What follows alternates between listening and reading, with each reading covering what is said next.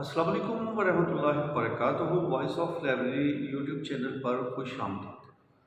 आप अगर लाइब्रेरी के अंदर बतौर लाइब्रेरियन काम कर रहे हैं या बतौर कैटलॉगर काम कर रहे हैं या लाइब्रेरी साइंस के स्टूडेंट्स हैं, स्पेसिफिकली आप अगर कैटलॉगर हैं तो आज की वीडियो आपके लिए इंतहाई अहम होनी चाहिए। आज की वीडियो के अंदर मैं आपको बताऊंगा कि अगर आप किसी भी किताब को लाइब्रेरी के अंदर उसका कैटलॉग क्या करें, चाहे वो ऑटोमेटेड है या मैनुअल सिस्टम के ऊपर है,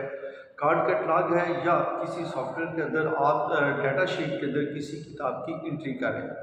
एंट्री करते हुए अगर आपको AACR के रूल्स को फॉलो करते हैं, चाहे RDA को करते हैं, तो उसके लिए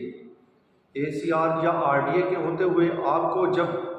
किसी भी किताब का पब्लिशर, प्लेस ऑफ पब्लिकेशन या ईयर ऑफ पब्लिकेशन ना मिले, तो ऐसी सूरत हाल के अंदर आपको क्या करना चाहिए या AACR की जो इंस्ट्रक्शन है वो क्या कहती है कि आपने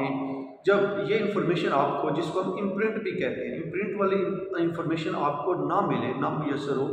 तो फिर आप उसको कैसे कैटलॉग कार्ड के ऊपर या किसी सिस्टम के अंदर हम जब एंट्री करते हैं किसी सॉफ्टवेयर के अंदर, तो फिर आपने क्या लिखना होता है वहाँ पे, या कौन सा साइन देना होता है। चलिए मैं आपको प्रैक्टिकल भी करके दिखा देता हूँ कि जब आप किसी सिस्टम के अंदर एंट्री करेंगे तो वहाँ पे आप कैसे, पब्लिशर की जब इंफॉर्मेशन आपको ना मिले तो आप वहाँ पे कौन सा साइन और कैसे साइन वो देते हैं। कैटलॉग की एंट्री करते हुए आप याद रखिएगा कि जब भी आप इम्प्रिंट जो AACR के अंदर जो रूल्स दिए हुए हैं उनमें जो चौथा एरिया है पब्लिशर, प्लेस एंड पब्लिकेशन और ईयर ऑफ पब्लिकेशन का, जब किताब की आप एंट्री करते हैं उस वक़्त अगर सबसे पहले पब्लिशर आपको नहीं मिलता तो आपने क्या करना है कि पब्लिशर की जगह पे बड़ी जो हम ब्रैकेट कहते हैं या जिसको सिक्योर ब्रैकेट कहा जाता है, उसके अंदर S और N लिखते हैं। S भी समाल होगा,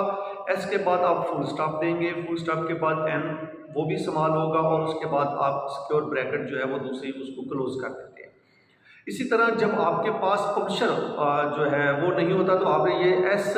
और N, इसको साइन नुमाइंद भी कहा जाता है, ये देते हैं। जब आपके पास प्लेस ऑफ पब्लिकेशन मुयसर ना हो, प्लेस ऑफ पब्लिकेशन आपको किताब के ऊपर नहीं मिल रही, तो उसके अंदर आप क्या करेंगे कि जब पब्लिशर का नाम लिखना है वहाँ पे आप S, इसी तरह सिक्योर ब्रैकेट के अंदर सिक्योर ब्रैकेट शुरू करेंगे और S लिखेंगे, S स्मॉल होगा,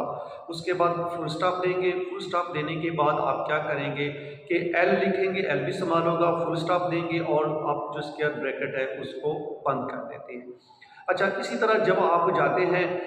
डेट ऑफ पब्लिकेशन, यानी कि ईयर आपको नहीं मिलता किसी भी किताब का या किसी भी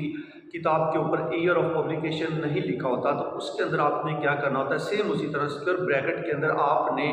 N और D लिखना है, N भी स्मॉल, फुल स्टॉप और आगे D लिख के फुल स्टॉप देके सिक्योर ब्रैकेट को बंद कर देना है। ये तो हो गया मैनुअल सिस्टम। कैटलॉग कार्ड्स के ऊपर हम जब एंट्री करते हैं तो उस वक्त आप सिंपल स्क्वायर ब्रैकेट के अंदर S N S L और N D लिखते हैं।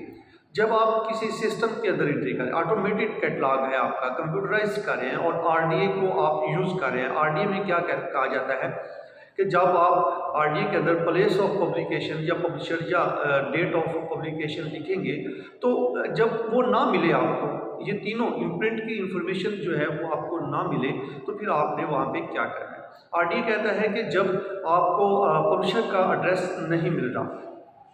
तो पब्लिशर की एड्रेस की जगह पे स्क्वायर ब्रैकेट डाल के पहले स्टार्ट देना है स्क्वायर ब्रैकेट को और उसके अंदर कंप्लीट लिखना है। कंप्लीट से मुराद लिखना है आपने कि place of publication is not identified, और इसी तरह स्क्वायर ब्रैकेट के अंदर आप लिखेंगे कि पब्लिशर इज़ नॉट आइडेंटिफाइड। अच्छा, इसके बाद जब ईयर ऑफ पब्लिकेशन है तो उसके अंदर आप कंप्लीट लिखेंगे, year of publication not identified. तो ये करके आप ब्रैकेट करके उसको बंद कर देते हैं। तो आप ये इंफॉर्मेशन आप ऑटोमेटेड कैटलॉग के अंदर कंप्लीट देते हैं। जब आपको प्लेस ऑफ पब्लिकेशन, पब्लिशर और ईयर ऑफ पब्लिकेशन ना मिले तो आपने RDA के तहत, इस असूल के तहत किसी भी कैटलॉग को, जो ऑटोमेटेड कैटलॉग है, चाहे वो कोहा का है, स्लिम्स का है, ग्रीनस्टोन, डिस्क, कोई भी है, तो उसके अंदर आपने ये इंफॉर्मेशन पुट करनी